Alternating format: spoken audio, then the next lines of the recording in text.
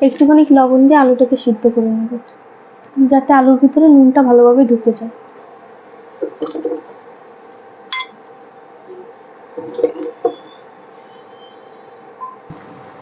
আলুটা সিদ্ধ হতে আরো কিছুক্ষণ সময় লাগবে, ততক্ষণে আমি ব্যাটারটা তৈরি করে ফেলি। প্রথমে আমি কর্নফ্লাওয়ারটা ঢেলে দেবো বাটিতে।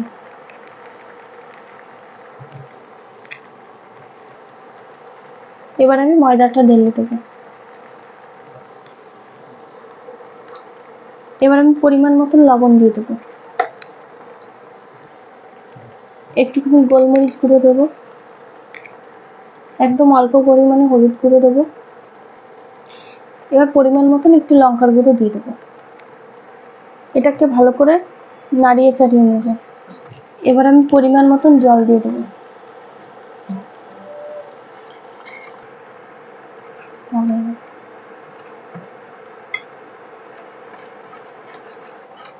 ব্যাটারটা করা আমার কমপ্লিট হয়ে গেছে।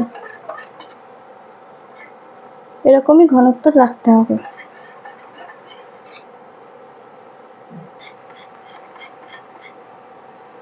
আলুটা আমার সিদ্ধ হয়ে গেছে, এবার নামিয়ে নেব।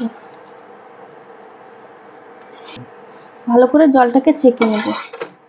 মুচমুচে আলু ফ্রাইয়ের জন্য আমি ব্রেড কোটের বদলে আমি চিপসটাকে নিয়ে নিলাম। এবার এগুলোকে ভালো করে গুঁড়ো করে নেব।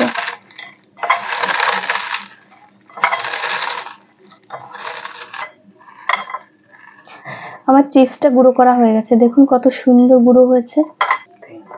কড়াইটা গরম হয়ে গেছে, এবার আমি তেল দিয়ে দেবো।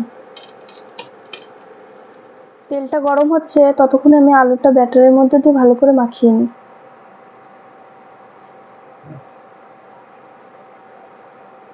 এবার এর ভিতর চিপসের উপর দিয়ে ছড়িয়ে দেবো। তেলটা গরম হয়ে গেছে, এবার তেলে ছেড়ে দেবো।